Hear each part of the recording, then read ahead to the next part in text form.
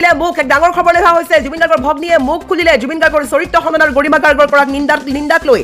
চৰ্চাক লৈ মুখ খুলিছে জুবিন গাৰ্গৰ ভগ্নী পামী বৰঠাকুৰে গৰিমাই কি কৈছিল কিয় কৈছিল চাৰ্চিটক লৈ সকলো সন্তুষ্ট বুলি কিয় কৈছিলে বা কি কাৰণে কৈছিলে সকলো কথা মুখ খুলিছে ভগ্নী পামী বৰঠাকুৰে লগতে অভিযুক্তৰ বিৰুদ্ধে লগতে সেই 11 প্ৰবাসী অসমীয়াৰ বিৰুদ্ধেও মুখ খুলিছে জুবিন গাৰ্গৰ ভগ্নী পামী বৰঠাকুৰে সামাজিক মাধ্যম যোগে মাজ নিশা কৰিছে ফেচবুক পোষ্ট য'ত লিখিছে যে কেইটামান গুৰুত্বপূৰ্ণ কথা সংযমী হৈ আছো দুৰ্বল নহয় এদৰে লিখিলে জুবিন গাৰ্গৰ ভগ্নী পামী বৰঠাকুৰে জুবিন গাৰ্গৰ বিৰুদ্ধে চৰিত্ৰ খনন কৰাৰ এক অপপ্ৰচাৰ চলা হৈছে বা গৰিমাৰ বিৰুদ্ধে নিন্দা কৰা হৈছে এই ধৰণৰ কথাক লৈ মুখ খুলিছে জুবিন গাৰ্গৰ ভগ্নী গৰাকীয়ে গতিকে কি লিখিছে এবাৰ শুনো আহক জুবিন গাৰ্গৰ ভগ্নী পামী বৰঠাকুৰে লিখিছে যে এই কথাখিনি লিখিবলৈ বাধ্য হৈছো কাৰণ জুবিন গাৰ্গৰ চৰিত্ৰ খনন আৰু গৰিমা গাৰ্গৰ নিন্দা এতিয়া চৰম সীমা পাইছেগৈ যাৰ ফলত গৰিমা গাৰ্গ বাৰে বাৰে অসুস্থ হৈছে কি আখৰিক ফুৰ্তিৰ কাৰণে এয়া মুখা পিন্ধা বন্ধু আৰু অনুৰাগীয়ে কৰিছে মই বুজাত অপৰাগ নিশ্চয়কৈ জুবিন গাৰ্গক লৈ এতিয়া একচামে চলাইছে অপপ্ৰচাৰ জুবিন গাৰ্গক সমাজৰ মাজত বেয়া কৰিবলৈ এচামে চলাইছে জুবিন গাৰ্গৰ চৰিত্ৰ বেয়া বুলি চৰিত্ৰ খননত আঘাত ঘটাইছে এচাম দুষ্ট চক্ৰই সেয়া জুবিন গাৰ্গৰ লগত থকা বহু মুখা পিন্ধা বন্ধু আৰু অনুৰাগীয়ে কৰি আছে গতিকে ইয়াকে লৈ এতিয়া মুখ খুলিছে পামী বৰঠাকুৰে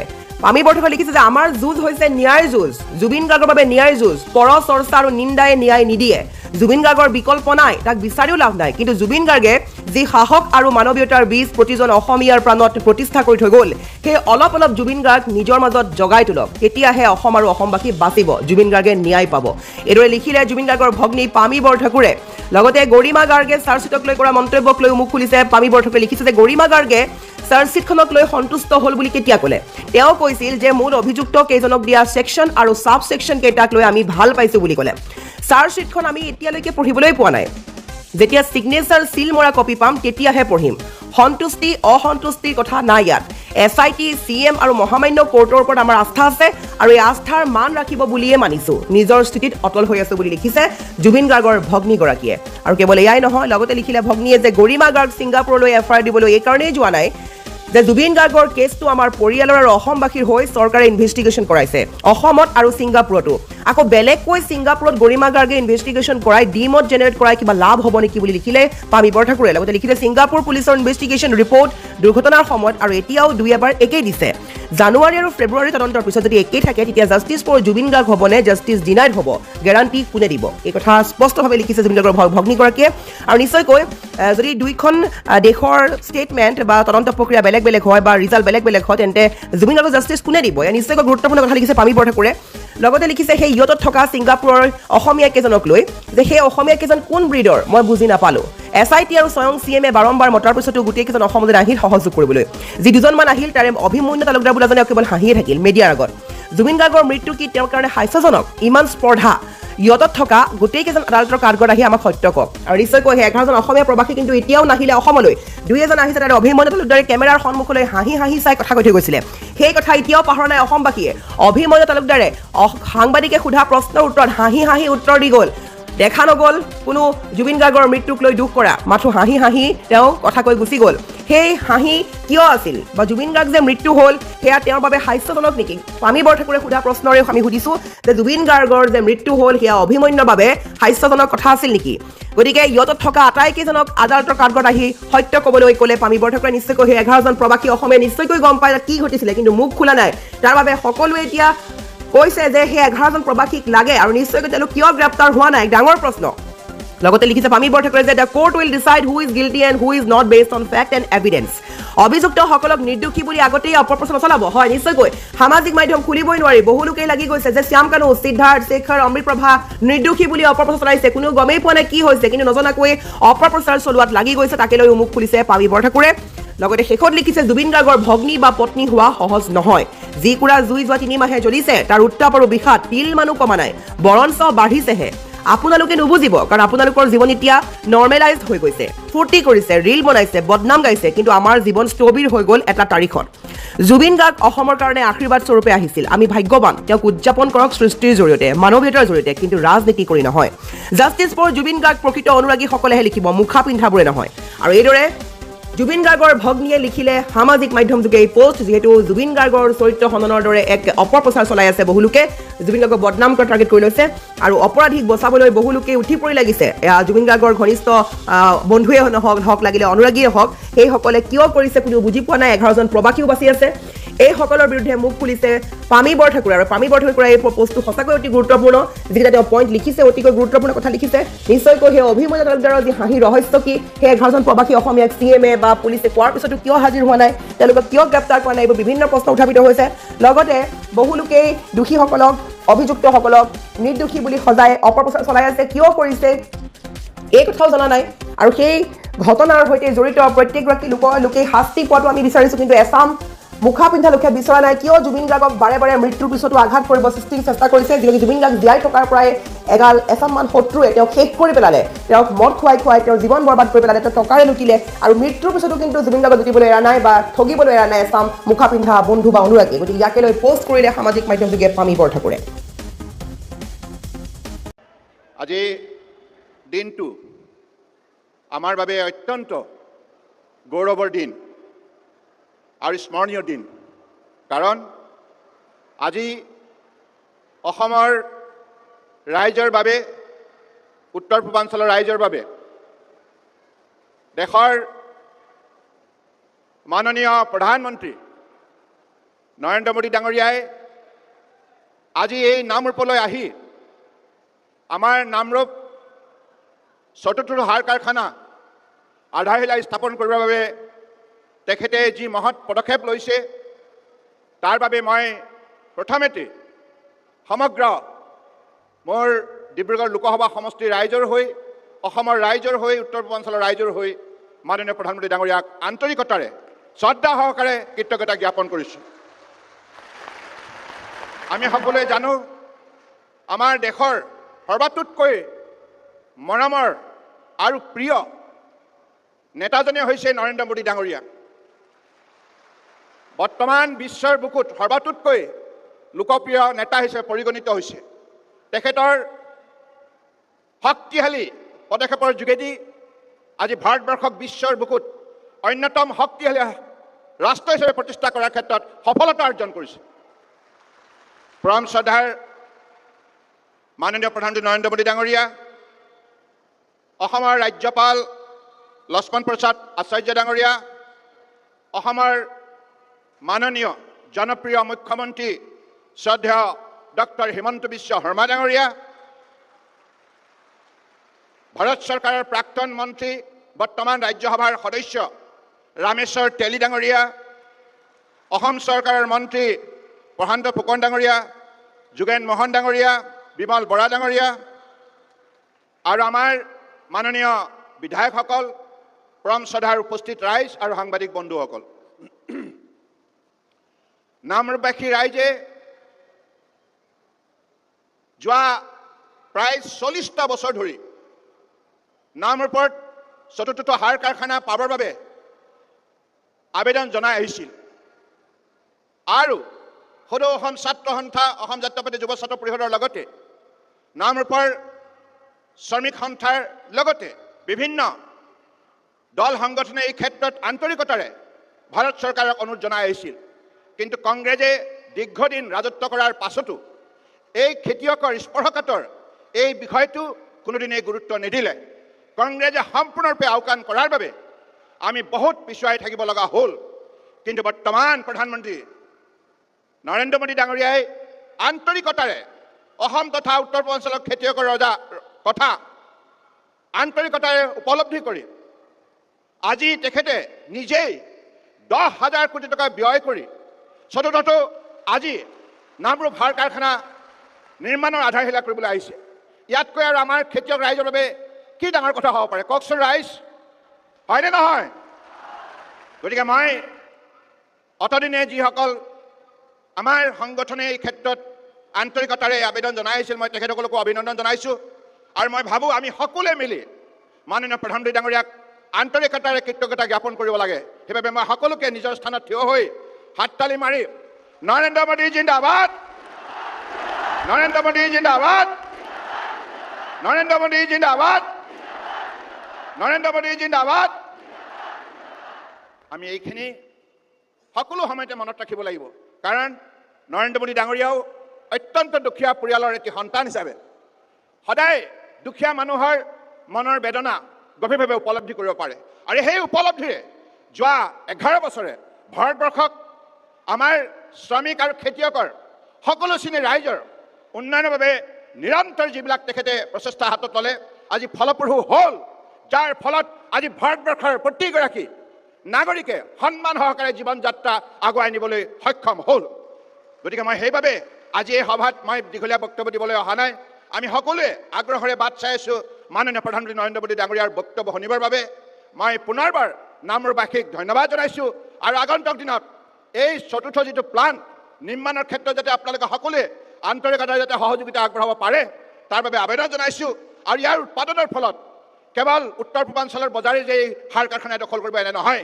এই ইউৰিয়াই আমাৰ চুবুৰীয়া ৰাষ্ট্ৰত বিদেশতো বজাৰ সৃষ্টি কৰিব, যাৰ ফলত লাখ লাখ প্ৰত্যক্ষ আৰু পৰোক্ষভাৱে আমাৰ নিবনুৱা সংস্থাপন পাব। আৰু সেইবাবে সেই লক্ষ্যৰে এই সাৰ কাৰখানা নিৰ্মাণৰ বাবে পদক্ষেপ গ্ৰহণ কৰা হৈছে। আৰু লগতে এই মুহূৰ্তত মই এই কথাটোও ক'ম, মই স্থানীয় সাংসদ হিচাপে গৌৰৱান্বিত, কাৰণ মোৰ এতিয়াও মনত আছে 2006 চনত যেতিয়া UPA গভৰ্ণমেণ্ট আছিল, ডক্টৰ মনমোহন সিং ডাঙৰীয়া অসমৰ প্ৰতিনিধি হিচাপে তেখেতে প্ৰধানমন্ত্ৰীৰ দায়িত্বত আছিল। আৰু সেই সময়তো তেখেতসকলে প্ৰতিশ্ৰুতি দিছিল যে এই সাৰ কাৰখানা তেখেতসকলে নিৰ্মাণ কৰিব, কিন্তু কংগ্ৰেছে সম্পূৰ্ণৰূপে আওকাণ কৰিলে। গতিকে এই কংগ্ৰেছক আপোনালোকে কেতিয়াও পাহৰি নাযাব।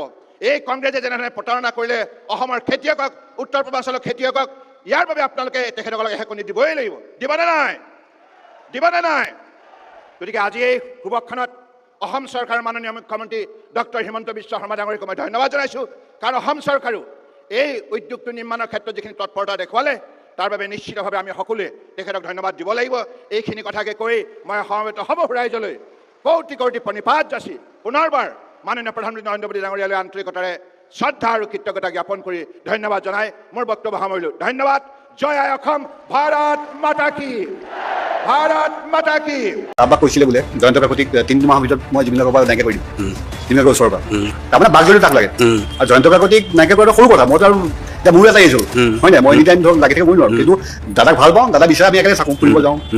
মই যি আৰু এটা বস্তু শুনিছোঁ, কেফেন খুৱাই ৰাখিছিলে, মই শুনিছোঁ এইবিলাক। সেইটো বোলে টোপনি নাহে, মানুহৰ টোপনি নাহে, নিচাটো হৈ আছে, টোপনি হোৱা নাই। যদি সেইটো কৈছে মটিভ থাকিব লাগিব, সেইটোতো আৰু যন্ত্ৰণা ন, এজন মানুহৰ টোপনি আহিব, কিন্তু টোপনি নহা সেইটো নোখোৱালে যদি হয় দাদা শুই থাকিলে, দাদা বাৰ্থডে হওক কিবা হওক, খাই বুলিতো মানে এটা হেৰিয়ে পাইছিলে, মানে চব ল'ৰা ছোৱালীবিলাকো খুব গৈছিলে। গতিকে তাত দাদা নিজৰ ৰজা মোৰ এখন ৰাজ্য বুলি কয় দাদা, নদী পাৰত। সেইবিলাক বস্তু এতিয়া কি হ'ব ভাবিলেই বেয়া লাগে। কি হ'ব? জুবিন গাৰ্গৰ সৃষ্টিক আমি জানো, জুবিন গাৰ্গৰ মানুহ আমি জানো, জুবিন গাৰ্গ গান গাই ভাল সেইটো আমি জানো, সেইকাৰণে আমি আছিলোঁ বা শুনি আছিলে বা মানুহ অসমত চিনি পাইছিলে। এতিয়া বাকীখিনি বস্তু শিকাইছে মই বুজি পোৱা নাই, সেইটো কিয় কোন থাৰ্ড পাৰ্টি সোমাইছে মই বুজি পোৱা নাই। চৈত্য হনৰ কৰি থাৰ্ড পাৰ্টি নহয়, থাৰ্ড ক্লাছ পাৰ্টিটো। সেইবিলাক নাপায় কৰিব, প্ৰচেছটো বহুত বেয়া। 26ত আমি অলপ কিবা কিবি অলপ তেনেকুৱা কাম কৰিব লাগিব, কাৰণ জুবিন দাই 25টো অসমীয়াৰ কাৰণে খুব ভাল বছৰ ন।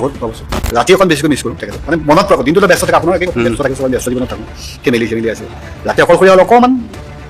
বেয়া লাগে। পডকাষ্ট উইথ অনুপম চক্ৰৱৰ্তী এই অনুষ্ঠানলৈ মই সকলোকে আদৰণি জনাইছোঁ। প্ৰিয় দৰ্শক, আজি এই অনুষ্ঠানত জুবিন গাৰ্গক লৈ চৰ্চা কৰিব খুজিছোঁ, আৰু চৰ্চাৰ বাবে মোৰ লগত উপস্থিত আছে জুবিন গাৰ্গৰ কাষে কাষে থকা 19 ছেপ্টেম্বৰৰ পিছত কমকৈ দেখা জয়ন্ত কাকতি। জয়ন্ত, স্বাগতম জনাইছোঁ। আৰু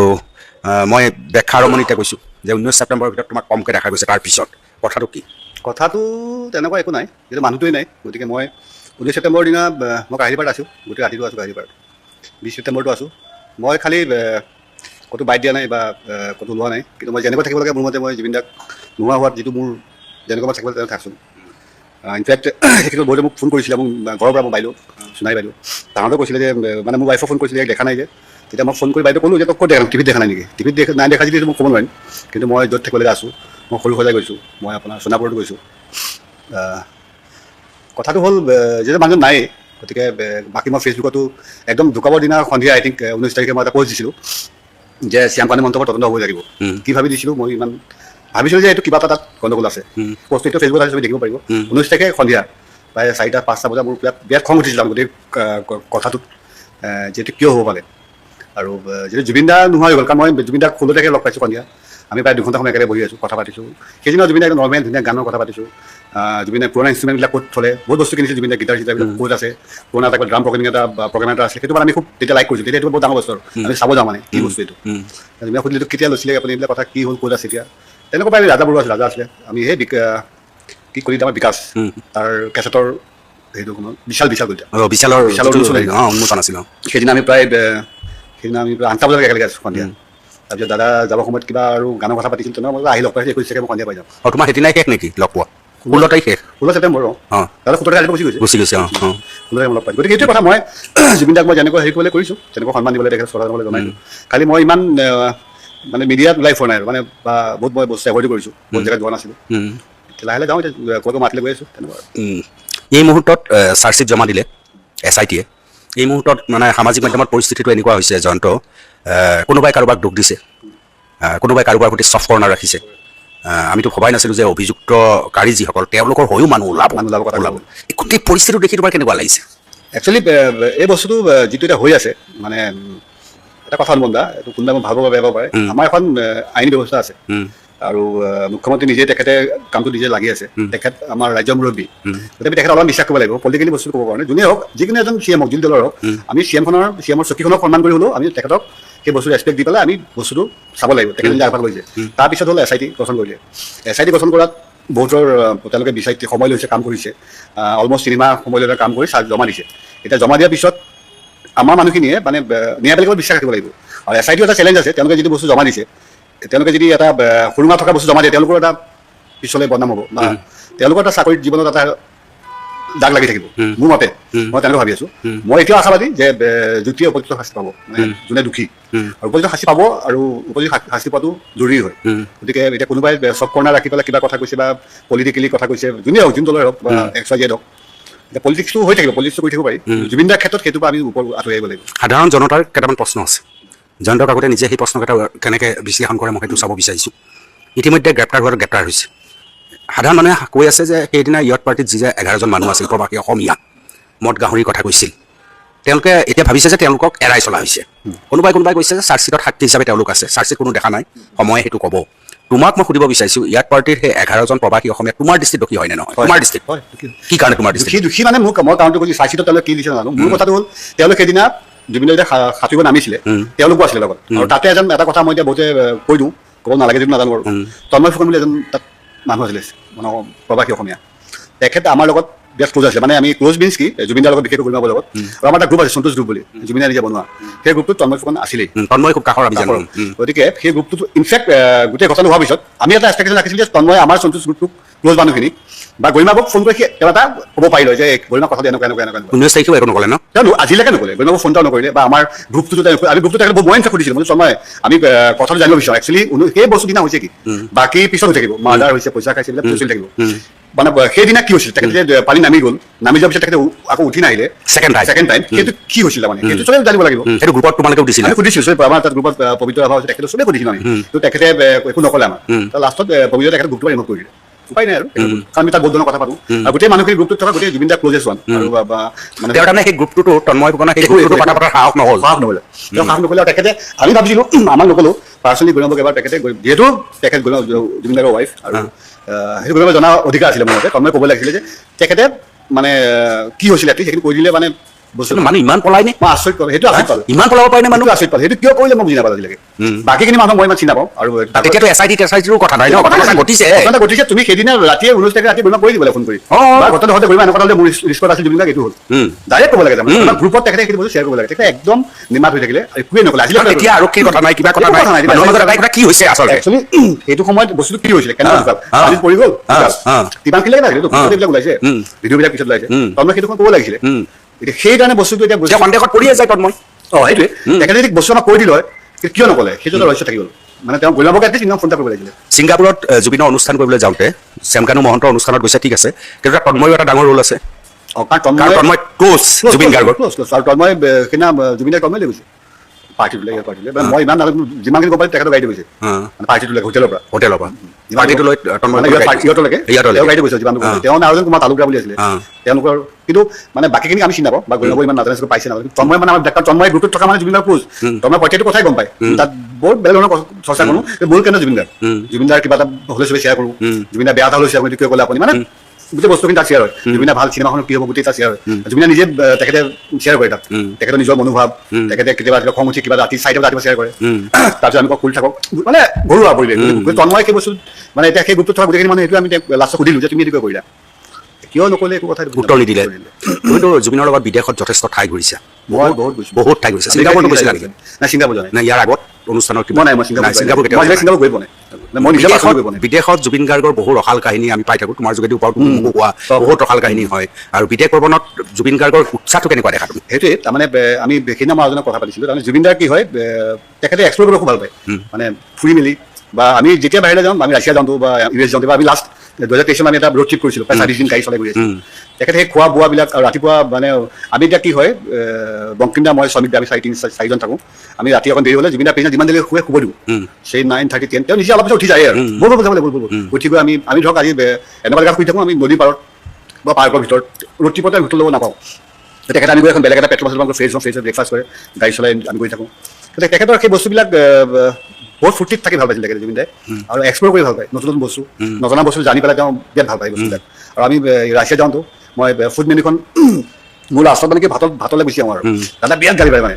মানে তেখেতে খোৱা বোৱাবিলাক ৰাছিয়া কিয় ৰাছিয়া বস্তু খায় মানে, আৰু তেওঁৰ আইডিয়া বহুত সুদৰ ওপৰত বহুত আইডিয়া তেখেতে, কাৰণ যিহেতু ফুটি আছিলে অকণমান খায় কিন্তু বহুত আইডিয়া, সেইবিলাক বস্তু তেখেতৰ আছিলে। তেখেতে সেইবিলাক কৰি ভাল পাইছিলে আৰু তেখেতে ফুৰ্তিত থাকি ভাল পাইছিলে, মানে যদি এম্বিয়েন্সটো ভাল হয় জুবিনে ফুৰ্তি কৰিছিলে কিন্তু মানে। আৰু চবেই কয় মদ খাই কিবা মদটো খাই আপুনিও জানে মই জানো অপেন চিক্ৰেট কথা নহয় আৰু, কিন্তু কথাটো হ'ল আমিতো বহুত ঘূৰিছোঁ, সেইটো পৰিৱেশত নাথাকে কিন্তু এনি টাইম বোলে মদত ডুবি আছে, সেইটো পৰিৱেশ ফুৰি ভাল পায়। মদ খাই আৰু মদ খুৱাই বন্ধুবৰ্গৰো কথা আছে, এম্বিয়েন্স সেইটোৱে কৈছোঁ মই, এম্বিয়েন্সৰ কথা আছে, চাউণ্ডিঙৰ কথা আছে, আৰু সেইটো আৰু এটা প্লাছ পইণ্ট থাকে। মোৰ এটা প্লাছ পইণ্ট থাকে, মই মদ নাখাওঁ জানি, মোৰ চুগাৰ আছে। এনেকুৱা কিছুমান জেগাত দেৰি হৈ যায়, গম পাইছে চাৰে অলপমান আৰু খাব বিচাৰিছে, এই ভাত খাব লাগে, ইনচুলিন ল'ব লাগে, চুগাৰ খাব লাগে, এইটো তই কিয় হয় ওলাই আহিলে ভাতটো খাই দিলে। আৰু জুবিন সেই তেনেকুৱা জুবিন দা বহুত বস্তু ডাইৰেক্ট কৰিব পাৰে। আৰু জুবিন গাৰ্গৰ জীৱনত তুমিও মদ নোখোৱা, মই মদ নাখাওঁ, মোৰ জীৱনটোত মই জানো জুবিন গাৰ্গে মোক এদিনো এগিলাচ মদ আগবঢ়াই পোৱা নাই। তোমাৰ ক্ষেত্ৰতো তোমাৰতো আৰু ক্ল'জ ন, কাকো মদৰ দাদা গালিয়ে পাৰে যে সি নাখায় নিৰিবিটা সেইবিলাক নাখায় নহয়। দাদাৰ জুবিন দা সেই বস্তুটো পিয়ৰ চ'ল একচুৱেলি, তেখেত পুৰা পিয়ৰ চ'ল একদম। তেওঁ মানে এতিয়া ভাবোঁ যে মই কাৰ লগত আছিলোঁ, মানে বেয়া লাগে, বহুত বস্তু এতিয়া মিছ কৰা যায়। বহুতে কয় তুমি বংকিম আৰু এজন কাৰ নাম ক'লা, শ্ৰমিক, তোমালোক যেতিয়া জুবিন গাৰ্গৰ চাৰিওফালে আছিলা তেতিয়া জুবিন গাৰ্গ বহুত বেছি সুৰক্ষিত আছিল। সেই সময়ত অলপ সিদ্ধাৰ্থৰ ক্ষেত্ৰতো তোমালোকৰ মাজত মাজে মাজে কথা বতৰা হৈ আছিল কিবা কিবি। সিদ্ধাৰ্থৰ কেছটো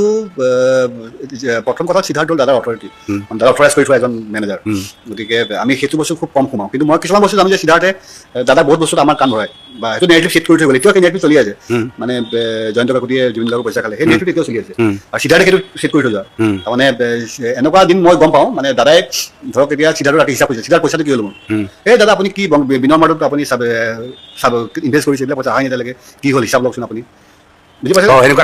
মানে বস্তুটো ডাইভাৰ্ট কৰি দিয়ে। ৰাতি দাদাৰ পৰা মেছেজ আহে বোলে যে আমাৰ কি চলি আছে, লছত আছিলোঁ প্ৰফিটত আছোঁ, তেতিয়া দাদাক মই গম পাওঁ যে কিবা এটা সেইদিনা ৰাতি তেনেকুৱা কথা চলিছে, মই দাদা ৰাতিপুৱা লগ পাই আছোঁ, পিছদিনা গৈ পেলাই তেনেকুৱা বিনৰ মাৰ্টখন বহুত লছ খালোঁ আমি ৰুক্মিণী গাঁৱৰ পৰা অহাৰ পিছত এই আমাৰ জয়নগৰ ইয়াতে। তেতিয়া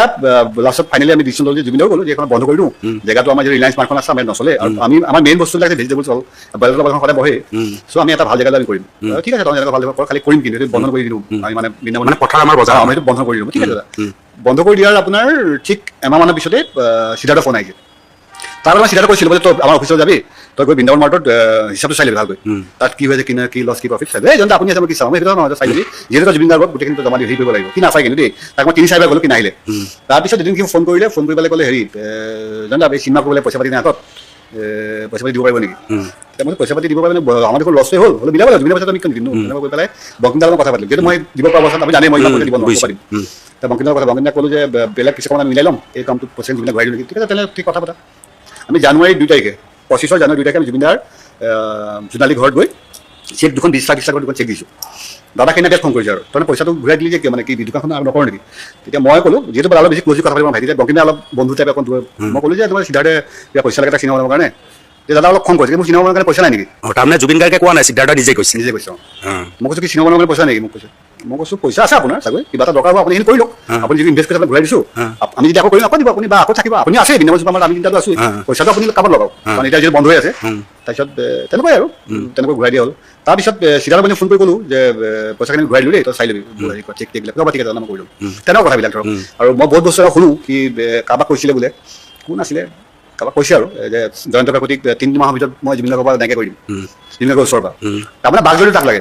আৰু জয়ন্ত কাকতিক নাইকিয়া কৰাটো সৰু কথা, মইতো আৰু এতিয়া মোৰ এটা এজ হ'ল হয় নাই মই এনি টাইম ধৰক লাগি থাকিব নোৱাৰোঁ কিন্তু দাদাক ভাল পাওঁ দাদা বিচাৰে আমি একেলগে থাকোঁ ফুৰিব যাওঁ বাকীটো প্ৰগ্ৰেম চগ্ৰেম যদি ফোনো আহে মই চিধাকৈ লাইক কৰি দিওঁ যে অমুক প্ৰগ্ৰেম আহিছে সি কিমান কম সুধিওঁ তাক কি কয় যেনে 11 লাখ 12 লাখ কওক মই কৈ দিওঁ যে মোৰ চিনাকি যদি পাৰোঁ কিবা এটা কমাই দিম কিবা এটা কমাই দিম মই তেওঁক সেইটো কেতিয়াও নকওঁ কাৰণ জুবিন দাৰ পইচা মই ভাল পাওঁ এতিয়াই গম পাইছে 12 লাখ জুবিন দাই গমেই নাপায় 7 লাখ প্ৰগ্ৰেম গম পায় সেইখিনি কথা আমি জুবিন কেতিয়াও সোধাও নাই বা মই জুবিন দাৰ ডাইৰেক্ট কথা নাপাতো কমিটি এখন আহিলে মই এপ্লাই কৰি চিধা দেখোন কমিটি মোৰ চিনাকি তো কথাখিনি পাই কাৰণ ফোন নধৰে কমিটিয়ে তাক ফোন কৰি দিগদাৰ পায় চব কমিটিয়ে ক'বই যাব এতিয়া 10 মিনিট কৰিব বুলি ফোন নকৰে আৰু কমিটিখনৰ চিনাকি হ'লে আমি এইখিনি কমিটিখনে ফোন কৰিব পইচাটো তই চাই ল'বি যদি পাৰ কিবা কমাই দিব চিনাকি তই টেষ্ট কৰিব হ'ল আমাৰ কথা তেনেকুৱা আৰু তাতকৈ মোৰ তাক মই আজিলৈকে কোনো কাৰণত এইবিলাক কথা পতা নাই প্লাছ এইবিলাক যে কৰে সিহঁতে ফিটা কথাটো সি 1.5 লাখ 2 লাখ টকা লয় তাক এদিন মই মেছেজ কৰিলোঁ যে এনেকুৱা এখন নলবাৰীত দোকান এখন অপেনিং কৰিবলৈ চিনাকি মানুহজন চিনাকি কি কম কওক তাত 2 লাখ টকা কৰিলোঁ মই কৈছোঁ তেওঁলোকে 1 লাখ মান দিব নাই 2 লাখ কৰিলোঁ 2 লাখ টকা দিলে আৰু তেতিয়া যিহেতু 2 লাখ টকা জুবিন দাকে পাব মোৰ আৰু কিনো কথা দিব লাগে 3 লাখ টকা দিব পাৰিলে মোৰ তেনেকুৱা বস্তুবিলাক কাৰণ জুবিন দাই পাব মোৰো কিতাপ বেয়া হ'ব আৰু সেইটো কথা সিদ্ধাৰ্থৰ এইবিলাক বস্তু জুবিনে নাপায় গৈ বাস্তৱ অৰ্থ কাৰণ জুবিনে গমেই নাপায় না সেইবিলাক পইচা কেছত লয় সেইটোৱে কেছত লোৱাৰ কাৰণে জুবিনে পইচা নাপালে ন এদিন আমি দাদাৰ লগত কথা পাতিছিলোঁ মই কৈছিলোঁ আৰু বহুতে কয় দাদা পইচা তুমি জুবিন চেকত কিয় নোলোৱা তেতিয়া সিদ্ধাৰ্থে কয় মই কৈছোঁ তেতিয়া সি টেক্স দিব লাগিব টেক্সত বহুত টেক্স দিব লাগিব এতিয়া 20 লাখ চেক দি থৈ আহিলা কাৰণে এইটো জুবিনে ডাইৰেক্ট পালে হয়নে কেছ হোৱাৰ লগে লগে কাৰণ জুবিনে ইনভেষ্ট কৰিলে চেকতে কৰিছেতো গতিকে চেকতে দিব লাগিব বস্তু তেনেকুৱা মানে আৰু বহুত বস্তু পিছত এতিয়া এইবিলাক শুনি আছোঁ মই সি মোক এটা কথা কৈছিলে খালি পানী বটলৰ কথাটো কৈছিলে প্লেন বনাইছিলে সেইটো কৈছিলে আৰু এই হোটেলখনৰ কথা কৈছিলে সি নিজে কৈছে মোক মই সোধাও নাই সি পানী যিটো তাৰ ফেক্টৰী খুলিছিলে সেইটো সি 3 কোটি 20 লাখ লোন ল'ব বুলি কৈছিলে আৰু হোটেলখনত সি 500টামান মানুহ আছে মাহে 11 লাখ 13 লাখ টকা দিব লাগে আমি ৰিজৰ্ট লৈছোঁ আপোনাৰ যদি পাৰ্টি থাকে ক'ব ঠিক আছে তাত এটা বুটি খোলা আছে বোলে মই দেখোঁ আৰু কি দাম তই কৰিছোঁ তেতিয়া তেনেকুৱা আৰু তেতিয়াহ'লে হোটেল চোটেলৰ কথা জুবিনে গম পাইছিলে না কিমানলৈ গম পাইছিল সেইটো মই আইডিয়া নাই সেইটো আইডিয়া নাই খুব সম্ভৱ গম পাবও পাৰে বা নাপাবও পাৰে গৰিমাই ইমান গম পোৱা নাছিল নেকি এইবিলাক কথা বৌয়েতো ইমান গমেই নাপায় বৌয়ে নুসুধেও আৰু বৌয়ে ইমান বুজিও নাপায় গতিকে বৌয়ে নুসুধে আৰু দাদাও কেতিয়াবা বৌক কৈ দিয়া তুমি নোসোমাবা এইবিলাক চবতে সোমোৱা বৌয়ে ইমান গম নাপায় এইবিলাক এই মুহূৰ্তত বহুত সময়ত যেতিয়া ন্যায়ৰ কথা আহিলে কোনোবা মানুহেতো গৰিমা বা পামিকো চুবলৈ চেষ্টা কৰিছে যে চাৰ্জশ্বিটখন সন্তোষজনক বুলি কৈছে আচলতে সন্তোষজনক কোৱাৰ অৰ্থটো মই বুজিছোঁ যে 2.5 মাহৰ যিটো কষ্ট চাৰ্জশ্বিটখন জমা দিছে তাত সন্তোষ গৰিমা গাৰ্গ আচলতে চাৰ্জশ্বিটটো পঢ়া নাই গৰিমাই গতিকে এখন সন্তোষজনক হোৱাৰ কথাই নাই সেইটো আপুনি সেইটো হেৰিটা বুজাইছিলে এতিয়া চাওক এতিয়া বস্তুটো কি হৈছে প্ৰত্যেকটো বস্তুৰ এটা নেগেটিভ ছেট কৰি উলিয়াই দিয়ে ছ'চিয়েল মিডিয়াত আৰু সেইটো চলি থাকে আৰু মানুহে সেইটোৰ ওপৰত বেছি গালি পাই থাকে প্ৰকৃত সত্যটো কোনো মানে নাজানে কি হৈ আছে কোনো জানিব চেষ্টাও নকৰে নহয় জয়ন্ত গৰিমাই এতিয়া কপিল ঠাকুৰক চাব লাগিব দেউতাকক চাব লাগিব নহয় সেই সময়ত যদি মানুহে মানসিকভাৱে বৌ মানসিকভাৱে বহুত বৌ ভাঙি গ'ল একচুৱেলি বৌৰ পাপুটো মানে জুবিন দাৰ দেউতাই বৌৰ নিজৰ মাক দেউতাকৰ গা বেয়া মানে বৌৰ নিজৰ দেউতাকৰ বিয়াত গা বেয়া বৌ 2খন ঘৰ চাব লাগে এতিয়া বা এইখন ঘৰত ভূপেশ আছে বৌৰ দেউতা ভাইটি হ'লেও বৌ 2খন ঘৰ ডাঙৰ হৈছে চাব লাগে বৌ মানসিকভাৱে ভাঙি গ'ল একচুৱেলি তেখেতৰ এতিয়া মানে কি মই ইনফেক্ট আজি প্ৰায় 10-15 দিনমান লগো পোৱা মই সাহস কৰা মই লগ নাই পোৱা এনেকুৱা হৈছে খবৰ লৈ আছোঁ তেখেতৰ লগত আছে খবৰ লৈ আছোঁ বহুত ঠিকে আছে কথা পাতি মই নিজে মানে ফোন কৰি কথা পতা নাই কিনো পাতিম একেখিনি কথা কি পাতিম বা তেখেতে কি দুখ পাইছে সুধিব যোৱা নাই আৰু এতিয়া এইখিনি কথা এতিয়া একো কথা ওলাব মই তেখেতক একচুৱেলি স্পেচ দিব লাগে মানুহখিনি তেখেতক এটা স্পেচত থাকক তেখেতে নিজৰ মতে থাকক তেতিয়া তেওঁ নিজে এনেকৈ যদি সামাজিক মাধ্যমত টানি আনে অনাহকত সামাজিক মাধ্যমটো অনুপম দা এতিয়া কি হৈছে গম পায় সামাজিক মাধ্যমটো এনেকুৱা এটা বস্তু হৈ গৈছে যিটো মানে চবে এটা ৰাইজান দি দিয়ে যিকোনো মানুহক চৰিত্ৰক লৈ কথা কৈ দিয়ে যিকোনো মানুহক মোকে এতিয়া জুবিন দাৰ দুখত বহুত টানি আনি বহুত কথা কৈছে মই এতিয়া লাষ্টত আজিকালি ইমান গুৰুত্ব নিদিয়া হ'লো আৰু মই জানো যে মই কি কৈছোঁ জুবিন দাৰ মোক কি আছিলোঁ আৰু ভগৱান আছে বাকী আৰু মাজত মোক আৰু কথা নুশুনো আৰু শাস্তি ভগৱানে দিব যদি কিবা ভুল কৰিছোঁ বাকী আৰু মই ফেচবুকৰ ৰাইজান আছে আৰু মই নাই লোৱা মোৰ প্ৰশ্নটো থাকি গ'ল মানে বংকিম তুমি যিবিলাক কাষত আছিলা লাহে লাহে তোমালোক কিয় আঁতৰি গ'লা এই কথাটো মোক থাকি গ'ল মই কথা কৈছিলা যে সিদ্ধাৰ্থই কৈছে এদিন মই আঁতৰাই দিম নাই সেইটো কথা গম পাইছিলোঁ কাৰণ কি জানে সেইটো কথা আপোনাক মোৰ এতিয়া ধৰক এই লাইনটো 29 বছৰ হ'ল আপুনি জানো কিমান কষ্ট কৰি জয়ন্ত কাকতি হৈছোঁ মই বহুত কষ্ট কৰিছোঁ আপুনি জানে তাৰপিছত এতিয়াও একো হোৱা নাই হ'লেও বহুত কষ্ট কৰিছোঁ জীৱনত বংকিম দাৰ বস্তু হ'ল বংকিম দা জুবিন দাৰ ভাল বন্ধু তেওঁ এইবিলাক কথা তেওঁ নিজৰ বহুত বিজনেছ থাকে তেওঁ এইবিলাক কথা ইমান ভাল নাপায় বনামটো পুতুকৈ কৰি দিয়ে যে তেখেতে গুৰুত্ব ইমান দিব বেয়া পায় আৰু তেখেতে যাবলৈ বেয়া পায় মানে বংকিম দাই কয় জুবিন তুমি যোৱা মোক ক'ৰবাত ফোন এটা লগাই দিবা কথা পাতিম প্ৰায় মই ফোন লগাই দিওঁ আৰু মই নিজৰ কাৰণটো হ'ল মই এইবিলাক কথা লাহে লাহে গম পাই আহিলোঁ মানে এইবিলাক কথা আৰু যিটো চলি আছে আমাক লৈ এটা মানে বেলেগ নেগেটিভ ছেট কৰি থৈছে দাদাৰ নাই দেই দাদা ইনফেক্ট মোক ফোনে কৰে তাৰপিছত মোৰ ৰিচেণ্টলি লাষ্ট এবছৰমান অকণমান সেই একেলগে ঘূৰা একেলগে থকা কম যে মোৰ পাৰ্চনেল কিছুমান প্ৰব্লেমৰ কাৰণে ল'ৰা এটা জন্ম দিলোঁ ল'ৰা এটা হ'ল সেইকাৰণে অলপমান মই কিন্তু কথাত ফোনৰ কথা হোৱাটছআপ মেছেজ চলি থাকে আৰু মই যিদিনা যাম মই দাদা ফোন কৰি যাওঁ বা গান চান গাব গৈ আছোঁ লাষ্ট এটা 2 ছেপ্টেম্বৰ মোক গান গাইছে 3 ছেপ্টেম্বৰ লগ পাইছোঁ 16 ছেপ্টেম্বৰ লগ পাইছোঁ ছেপ্টেম্বৰ 3বাৰ লগ পালোঁ মানে 15 দিনৰ ভিতৰত তেনেকুৱা মই গৈ থাকোঁ মই চিটত যদি ৰাতি যাওঁ আধা ঘণ্টামান থাকোঁ বহুত মানুহ থাকেতো আজিকালি গতিকে মই লাহে ওলাই গুচি যাওঁ তাৰমানে বংকিম লাহে লাহে আঁতৰি গ'ল এইবিলাক পৰিৱেশ তেওঁৰ ভাল নালাগে কাৰণ নিজেও এজন উদ্যোগপতি কামত লাগি থকা মানুহ আৰু জুবিন গাৰ্গৰ সঁচা অনুৰাগী মই তাত কোনো সন্দেহ নাই বহুত সহায় কৰিবলৈ চেষ্টা কৰিছে তেখেতে বহুত সহায় কৰিব চেষ্টা কৰিছে মাজত সোমাই দিয়ে সিদ্ধাৰ্থ এইবিলাক কথা মই জানো সোমাই দিয়ে বাধা দি দিয়ে লগে লগে বাধা দিয়া কাৰণটো বাগৰিও তাক লাগে আৰু সি সেইটো কৰি এইখিনি কৰিলে আজি তাৰ সেইটো অৱস্থা হ'ল তাৰমানে জয়ন্ত ক্ষমতাৰ যুঁজখনে পৃথিৱীত চব ন লাষ্টত বহুত ক্ষমতা তেনেকুৱাই লাগে ক্ষমতাই লাগিল আৰু এতিয়া ধৰক এনেকুৱা কিছুমান কথা হয় জুবিন দাৰ মানুহ ৰাতি সেই হৈছিল ধৰা এইখিনি হেৰি 3 ছেপ্টেম্বৰৰ দিনা ৰাতি জুবিন দা মই ওলাই আহিছোঁ 6 মাইলৰ ফালে দাদাৰ লোকেশ্যন চাই বলছোঁ আৰু দাদা সেই লাষ্ট সেই 2টা গানটো কৈছোঁ দাদা প্ৰায় ঘৰতে আছিলে সেইদিন মানে বুজিব লগ মই ভালে পাইছোঁ ওলাই যাওঁ আহিবৰ কাৰণে ফুৰিব ওলাই আহিছোঁ মোৰ লগত ওলাই আহিলোঁ ওলাই আহি দাদা গাড়ীতে আহিছোঁ ওলাই আহিলোঁ সুমন দুৱাৰৰ আছিলে সেইদিনা ওলাই আহিলোঁ কিবা কিবি লোকেশ্যন চালোঁ চাই গৈ দাদাৰ ঘৰত নামিলে মই মোৰ গাড়ী ওলাই গুচি আহিলোঁ তাত মানে পিছতে শুনিছোঁ মানে পিছৰ দিনা তাৰপিছত জয়ন্ত উলিয়াই গৈছে জুবিন কিয় বান্ধিছে বহুত প্ৰব্লেম লাইফত মানে সিদ্ধাৰ্থ নথকাকৈ যদি কোনোবা লগত লাগি যায় আৰু বহুত প্ৰব্লেম লাইফত তাৰমানে মই পিছত মোৰ কামত পৰি যাওঁ কথাটো মই গম পাই যাওঁ গতিকে মইতো আৰে মইতো নিজে যাবলৈ কৈ দাদাই নিজে কৈছে বল লোকেশ্যন চাওঁ আমি বেলেগো নহয় আমি এই 6 মাইলৰ ওচৰ হোটেল দুখনমান চাইছোঁ এই ৰৈৰবিনাৰ লাষ্ট ক্লাছ 7 কাৰণে পিছৰ পিছতে মই গম পালোঁ তাৰমানে যে ই কিয় লৈ গ'ল ৰাতি কিবা হ'ল এইটো কথাটো বেয়া হ'ব কাৰণ মোৰ ফেমিলি এটা আছে নহয় মোৰ এটা নিজৰ লাইফ আছে নহয় সেইটো বস্তু সদায় হৈ থাকিলে বেয়া হ'ব নহয় কাৰণ এনেই ধৰক কিছুমান বস্তু গতিকে মই গম পালোঁ যে সিহঁতে মানুহ বৰ ঠিক নহয় এতিয়া তোমাৰ মতে যিকেইজন গ্ৰেপ্তাৰ হ'ল অভিযুক্ত আছেই লগতে ইয়াত পাৰ্টিকেইটাকো তুমি সন্দেহ কৰা মানে তন্ময়হঁতকো সন্দেহ কৰা আওতাত আহিব লাগে তোমাৰ মতে মানে আওতাত আহিব এইকাৰণে লাগে তেওঁলোক তাত আছিলে কাৰণ সেইদিনা তাত কেনেকুৱা কথা তেওঁলোকে জানিবই মাৰ্ডাৰ প্লেনিং কৰিছে বাৰু আমাৰ অসমকে জানি কৰিছে চব ঠিকে আছে তেওঁলোকে কিন্তু সেইদিনা তেওঁ ডুবাটো কেনেকৈ ডুবিলে আমি লাষ্টতে গম পোৱা নাই আৰু 18 তাৰিখৰ ৰাতিটো কি হৈছিলে এতিয়া এখেতে গান গাই আছিলে লাষ্ট ভিডিঅ' দেখিলোঁ যে গান গোৱাৰ পিছৰ পাৰ্টটো আৰু ইহঁতৰ ঠিক দুপৰীয়া যেতিয়া আমাৰ মানে অসমৰ আহুৰাম পাইছে তাতেতো 12টামান পাইছে দুপৰীয়া সেই সময়খিনি তাৰমানে সেই পাৰ্টিকুলাৰ সময়খিনি এতিয়া মিস্ত্ৰী হৈ যায় মানে কি হৈ আছে সেই বস্তু তেওঁলোকো জানিব চাগে তেওঁলোকে সাক্ষী দিছে সেইটো আমাৰ নকওঁ যে তেওঁলোকে মিছা কথা কৈছে কাৰণ অৱশ্যে সাক্ষী দিব আহিছে তাৰ পৰা একো নকওঁ কিন্তু মানে আমি জানিব পাৰিলে বস্তুটো ভাল আছিলে সেইটোৱে গম পোৱা নাই কোনো এতিয়া তেনেকুৱা ধৰণৰ সাগৰৰ পৰা তুমিও বহুতবাৰ গৈছা জুবিনৰ লগত গৈছা তুমি মানে মই বেমাৰ হোৱাৰ আগৰ কথা কৈছোঁ বহুত আগৰ ক'ভিডৰ আগৰ কথা কৈছোঁ তেতিয়া বহুত ঠাইত গৈছা তুমি সেইদিনা যদি তুমি ছিংগাপুৰত থাকিলাহেঁতেন না সেইদিনা মই থাকিলে প্ৰথমতে মই ইহঁতলৈ নগ'লোঁ দাদাক লৈ পিছৰখিনি নাহিলে মানে ইয়াত যিহেতু দাদা ড্ৰাংক তেওঁ মদ খাই আছিলে আৰু জুবিনা ড্ৰাইভাৰ কৰিবৰ কাৰণে বহুত ইজি মই কেতিয়াবা আগতে কৈছোঁ যে দাদা ইয়াতখন 1 ঘণ্টা দেৰি হ'ব 1/2 ঘণ্টা 2 ঘণ্টা দেৰি হ'ব কিবা এটা প্ৰব্লেম হ'ল আপুনি অলপ শুই লওক জুবিনা যিখিনি শুই দিলে হয় সন্ধিয়া 5টা 6টা উঠিলে হয় গতিকে চেপ্টাৰতে নোহোৱা হৈ গ'ল জুবিনে এইটো বস্তু পুৰা আছে ইহঁতৰ ধান্দা ইহঁতত দিব লাগে পাৰ্টি কৰিব লাগে মই যি আৰু এটা বস্তু শুনিছোঁ কেফেন খুৱাই ৰাখিছিলে মই শুনিছোঁ এইবিলাক সেইটো বোলে টোপনি নাহে মানুহৰ টোপনি নাহে নিচাটো হৈ আছে টোপনি হোৱা নাই যদি সেইটো কৈছিল মটিভ থাকিব লাগিব সেইটোতো আৰু যন্ত্ৰণা ন এজন মানুহৰ টোপনি আহিব কিন্তু টোপনি নোহোৱা সেইটো নোখোৱালে যদি হয় দাদা শুই থাকিলে কাৰণ শুই দিলেতো আৰু জুবিনদাৰ আমাৰ চবেই জানে আপুনি জানে যে জুবিনদা শুই দিয়াৰ পিছতে বেলেগ নোৱাৰে আৰু ৰক্ষা নাই আৰু ৰক্ষা নাই তাৰ 10 ঘণ্টা শুই দিব তাৰপিছত জুবিনদা উঠাৰ লগে লগে ফ্ৰেছ হৈ তেওঁ বেলেগ মানুহ সেইখিনি সময়ত একেলগে বিৰাট ভাল লাগে মই জুবিনদাকো সেইটো কথা মই আপোনাৰ লগত মই এইখিনি সময়ত থাকিয়ে ভাল পাওঁ পিছত মই যদি মদ নাখাওঁ মই অলপ বৰ হৈ যাওঁ সেই যিখন ৰাখি দিলে দাদাক দাদা কিবা এটা হ'ল ডাইভাৰ্ট কৰিব এনি পাৰি নোৱাৰি ডাইভাৰ্ট গাড়ীখন এটা ঘূৰাই হোটেললৈ গুচি আহিলে বন্ধ বেয়া হৈ গ'ল সেইটো ইমান ড্ৰাংক হৈ আছে কিন্তু নিয়াৰ যুক্তিয়ে নাই তাক মৰম আন্তৰিকতা নাই খালি ব্যৱহাৰ কৰিব লাগে নিয়াৰ যুক্তিয়ে নাই ব্যৱহাৰ কৰিব লাগে গ্লেমাৰটোৰ সুযোগ ল'ব লাগে এইটোৱে হ'ল ন তেওঁ যদি শুই দিলে ৰাতি সন্ধিয়া 6টা বজাত খাই পেলাই চেপ্টাৰ ৰাখি আকৌ তেওঁ বহিব পাৰ্টি চাৰ্টি কৰিলে বহিব থাকিলে তোমাৰ এই সুদীৰ্ঘ সময়ত জুবিনৰ কাষত তুমিতো শ্যামকানুক চাগে বহুতবাৰ পাইছা শ্যামকানুক পাইছোঁ এই টুপি পিন্ধোৱা তেল মৰা জুবিনক ব্যৱহাৰ কৰা সেইদিনা মই 2 ছেপ্টেম্বৰৰ কথা কওঁ মই 2 ছেপ্টেম্বৰৰ দিনা মোৰ গান এটা গাব গৈছিলোঁ বাতৰি শেষ বুলি গানটো এতিয়া মানুহে ভাল পাইছে সেই গানটো গাবৰ দিনা শ্যামকানু দা গৈছিলে কানুদাই গৈ তেওঁ পিছতে কৈছে মাতা নিজে গৈছিলে বুলি কৈছিলে এই থাকি যে দিছে কথাটো কৈছে কানুদাই গৈ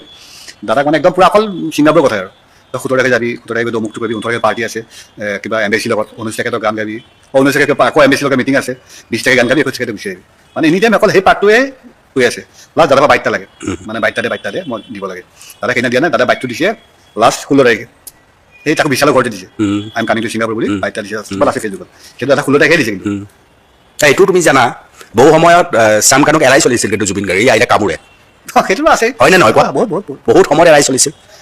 শ্যামকানু মনটো একচুৱেলি তেখেতে অপৰচুনিটি তেখেতে জানে কোন সময়ত কাক ব্যৱহাৰ কৰিব লাগে তেখেতে মোকো ব্যৱহাৰ কৰিছে বহুত কিন্তু সেই কামটো পিছত নহ'লগৈ বা মই এদিন কৰি পালোঁ মই আপুনি যে মোক মাতিছিলে এনেকৈ তেলৰ পইচা দি দিবা কাৰণ মই বহুত কষ্ট কৰি আছোঁ গুৱাহাটীত তেলৰ পইচা মোক দি দিব মই ডাইৰেক্ট কৰি দিছোঁ সেইবোৰ বেয়া পায় 4-5 দিন মাতিলে এই ৰাজ কিবা ৰঙালী কিবা এটা প্ৰগ্ৰেমৰ কাৰণে তেওঁ এৱাৰ্ড শ্ব' এটা পাতিছে মাতি তেখেতৰ সেই শিল্পী অফিচ মই বেলতলা যাওঁ ভিৰ ফালি তেখেতে বহুৱাই মোক গোটেই ডিটেইলছ হ'লে কেনেকৈ কৰিম কাক কৰিম জুৰি কাক কৰিম জাষ্ট মই চব ফোন কৰিলোঁ চবকে পিছত শ্বৰ্টলিষ্ট কৰিলোঁ গানৰ মোৰ গান মই নিদিলোঁ তাত কিন্তু মই নিজে ইনভল্ভ আছোঁ চব হৈ গ'ল ৰঙালীত সেইটা খাই থাকিল এই 25 হয় তাৰপিছত হেৰি হ'ল তেখেতে প্ৰগ্ৰেমটো হৈ গ'ল এৱাৰ্ড বস্তু এৱাৰ্ডটো নাপাইছে নেকি গম নাপাওঁ এৱাৰ্ডো দিলে মই পিছত ফেচবুকত দেখিছোঁ মোক তাক এখন খবৰ দিব লাগে গোটেই বস্তুটো মই কৰি দিয়া ৰাইটাৰ গোটেই মই কৰি দিয়া গোটেই ডিজাইন মই কৰি দিয়া কেনেকুৱা হ'ব কাৰণ মিউজিকৰ মানুহ যিটো মই জানো আইডিয়া আছে গোটেইখিনি কৰিলোঁ শ্বৰ্টলিষ্ট কৰি 10টা গান শ্বৰ্টলিষ্ট কৰি সেই গানকেইটা তেখেতে ইপছন আছিলে জাজ মাইনা বম্বে মই কথা পাতি চব কৰি দিছোঁ তাৰপিছত ইপছনক মোক কৰিব ভাই নামাতিলে নহয় তোমাক নামাতিলে মই তুমি মোক ফোন কৰিছা মই তেনেকুৱা তাৰমানে তেখেতক মোকো ব্যৱহাৰ কৰি থৈ দিলে আৰু জুবিন দা নামত দেই আৰু তেখেতে জুবিন দাক কৈছে যে জয়ন্ত কিবা মই ৰাখিছোঁ গোটেই বস্তুটো জয়ন্ত চাব জুবিন দা চাব তাক ৰাখক কিমান পুৰণা কি জানিব কৰি দিলোঁ এইখিনি জুবিন দাক কৈছে চেম্বাৰ দাক তাৰপিছত মোক ইউজ কৰিলে এইটো বস্তু তেখেতৰ আছেই এইটো তেখেতক আৰু এই তোমাৰ নৰ্থ ইষ্ট ফেষ্টিভেল যিমান পাতিছে দিল্লীত ক'ৰবাত য'তো সকলোতে জুবিন সদায় যায় জুবিন গাৰ্গ সদায় হয়েই কেতিয়াবা পাপন আহে কোনোবা জুবিন থাকেই কিন্তু মোৰ মানে এনেকুৱা লাগে মই নাজানো মোৰ বিশ্বাস নহয় যে কোনোবা দিনা জুবিন গাৰ্গে শ্যামকানু মহন্তৰ পৰা পইচা পাইছে এইবিলাকত যোৱাৰ কাৰণে সেইটো চিধাৰ্থ মোৰ মানে খুব কম পাইছে মোৰ সন্দেহ হয় কম পাইছে আৰু চিধাৰ্থ চাগে এইবিলাক পাৰ্টিচিপেট কৰিবৰ কাৰণে তেনেকুৱা হেৰি কৰি লৈ যায় কম পায় হয়তো থকাৰ ব্যৱস্থাটো কৰিছে কিবা কিন্তু আন শিল্পীসকলৰ লগত সেইটো কৰিব নোৱাৰে এই প্ৰফেচনেলিজমটো পুৰা তেওঁলোকৰ লগত ৰাখে কিন্তু জুবিন গাৰ্গৰ ক্ষেত্ৰত শ্যামকানু মহন্তৰ লগে লগে টেকেন ফৰ গ্ৰাণ্টেড আৰু জুবিন দা জুবিন দা এম্বেচাডৰ বনালে ন নৰ্থ ইষ্ট ফেষ্টিভেলৰ জুবিন দা হয় যে মোৰ ডিউটি এম্বেচাডৰ মই সেইটো তেখেতে অলপ ইউজ কৰিলোঁ নৰ্থ ইষ্ট ফেষ্টিভেলৰ আগৰ কাহিনীটো আপুনি জানে নাজানো নৰ্থ ইষ্ট ফেষ্টিভেল কেনেকৈ ষ্টাৰ্ট হৈছিল নাজানো কখনো নৰ্থ ইষ্ট ফেষ্টিভেল ষ্টাৰ্ট হৈছিলে 13-14 এটা গুচিগত সংগ্ৰহ হৈছিলে মানে আমাৰ কুকাজত 2012 লাষ্ট 13 গম পাইছিলে তেতিয়া শ্যামকানু মহন্তই মোক লগ পালোঁ আমি ক'ৰবাত লগ পাই পেলাই আমি এটা জয় বৰুৱা আছিলে বম্বে জয় আহিছিলে এটা প্ৰগ্ৰেম ঠিক কৰিলোঁ সমন্বয় বুলি এটা সমন্বয় আমি কেইজনমান আৰ্টিষ্ট গুৱাহাটীৰ পৰা লৈ যাম এটা মিউজিক বেণ্ড কৰিছোঁ আনি গৈ পেলাই কুকাজৰৰ বিভিন্ন জেগাত কৰিছোঁ মানে ইউনিটিৰ কাৰণে ঠিক আছে এতিয়া ক'ত কি পইচা পাইছে আমাৰ তেতিয়া আইডিয়াই নাই মিউজিচিয়ানখিনি কিবা এটা দিয়ে আৰু ছিংগাৰখিনি মাটিৰ দোকানে গুচি যায় অলপ কিবা দিয়ে তাৰপিছত সেই বস্তু চলি আছে চলি থকাৰ পিছত তাৰ পিছৰ পাৰ্টটো জয়ে জানে জয় ভালকৈ ক'লে শ্যামকানু দাই এদিন জয় ক'লে যে জয় এইবাৰ আমি নৰ্থ ইষ্ট ফেষ্টিভেল পাতিম সেই নৰ্থ ইষ্ট ফেষ্টিভেল কৰি দিম জয় ক'লে এইটো আমি বেলেগ এটা মটিভেট কৰিছিলোঁ বেলেগ এটা বস্তু কাৰণে সেইটোৰ পৰা আইডিয়াটো চুৰ কৰি ল'লে তেওঁ গম পাই গ'লে আৰ্টিষ্ট বিকিলে পইচা পায় গম পালেতো সমন্বয়টো কৰাৰ পিছত তেওঁ গম পাই গ'লে আৰ্টিষ্টখিনি নিওঁ পইচা পাওঁ মই কাৰোবাক দেখুৱালি অমুক আৰ্টিষ্ট লৈ গৈছোঁ বেনাৰ 4-5জন লৈ গৈছোঁ আৰু সেই আৰ্টিষ্টখিনি যোৱাৰ কাৰণটো বেলেগ মটিভটো কৈছোঁ ইউনিটিটো কাৰণে গৈছিলে গোষ্ঠীগত সংঘৰ্ষ ইউনিটি শান্তি স্থাপন কৰিব লাগে কৰিলে তাত কিবা ভাল হয় হওক ইনফেক্ট সেইকাৰণে মই জড়িত হৈছিলোঁ পিছত তেতিয়া জুবিনা নাই কিন্তু সেইটো প্ৰগ্ৰাম জুবিনা নাই সমন্বয় আমি প্ৰায় এবছৰ কৰিলোঁ শিৱসাগৰ কৰিলোঁ এবছৰ পৰা কৰিলোঁ তাত জুবিনা নাই কিন্তু যেতিয়াই জয়ে আঁতৰি দিলে যে এইটো মই নাথাকোঁ নকওঁ বেয়া পাবা জয়ে সেইটো অলপ বেয়া ক'লে তেখেতক তাৰপিছত তেখেত নৰ্থ ইষ্ট ফেষ্টিভেল কৰি প্ৰথম বিজ্ঞানটো সেইটো সমন্বয় তেনেকৈ নৰ্থ ইষ্ট ফেষ্টিভেল আৰম্ভ হৈ গ'ল বেপাৰ আৰম্ভ হৈ গ'ল অমৃত প্ৰভা মহন্ত কেনেকৈ জন্ম হ'ল তোমালোকে ক্লজত থাকোঁতে পাইছিলা অমৃত প্ৰভা মহন্তক মই ইনফেক্ট মই চিনি নাপাইছিলোঁ কি আৰু তাই য়ং জেনেৰেশ্যন নতুন ছোৱালী ন মই ইমান চিনি নাপাওঁ পিছত মই দাদাৰ লগত যেতিয়া শ্ব' কৰিছে তেতিয়াই দেখিছোঁ মই তাইক অমৃত প্ৰভা মহন্তক মই তাই কিন্তু তুমি আটাইতকৈ বেছি ভালকৈ জানা শেখৰ গোস্বামী কাৰণ বাদ্যযন্ত্ৰী আছিল শেখৰ গোস্বামী এনেকুৱা কাম কৰিব পাৰে সেইটো বৰ আচৰিত কথা মানে শেখৰৰ জুবিনৰ লগত প্ৰায় 2013 মানৰ পৰা আছিলে আজি 12 বছৰ কাল আছে জুবিন দা তাকটো নিজৰ সোঁহাত বুলি কয় মানে টেকনিকেলি সি জুবিন দাৰ গোটেই বস্তুখিনি সি জানিছিলে ষ্টুডিঅ'ত হওক ষ্টেজত গোটেই টেকনিকেল চাইটো সি চাই কি গান গাব ইয়াৰ পিছত মানে নহ'লে নচলা আমাৰ ৰাজাৰ নিচিনা আৰু ৰাজাৰ নিচিনা টেকনিকেলি গোটেই ষ্টেজত কি গান গাব কি হ'ব চাউণ্ডটো কেনেকুৱা হেৰি কৰিব বা ষ্টুডিঅ'ত যেতিয়া আমি গান গাব হ'লেও শেখৰক ফোন কৰিব লাগে বা শেখৰে মোৰ লগত বহুত গানো কৰিছে কিবৰ্ড মিউজিক এৰেঞ্জমেণ্টো কৰিছে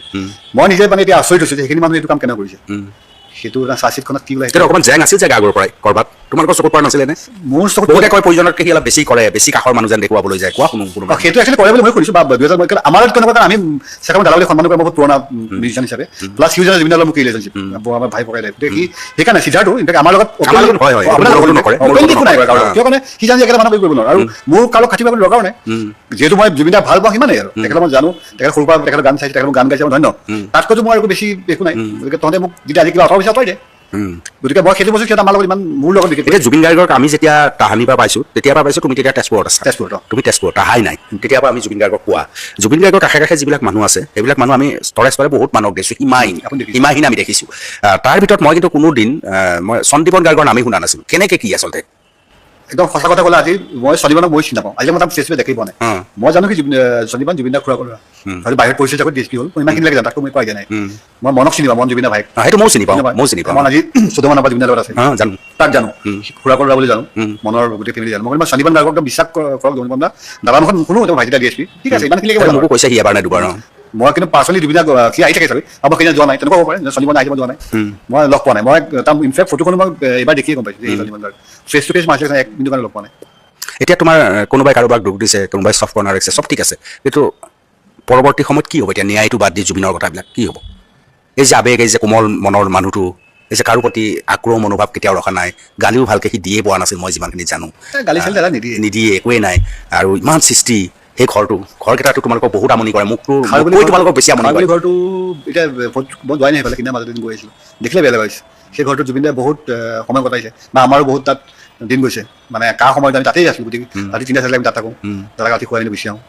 সেইবিলাক। আৰু দাদা বাৰ্থডে হওক কিবা হওক, খাই বুলিতো মানে এটা হেৰিয়ে পাইছিলে, মানে চব ল'ৰা ছোৱালীবিলাকো খুব গৈছিলে। গতিকে তাত দাদা নিজৰ ৰজা মোৰ এখন ৰাজ্য বুলি কয় দাদাই,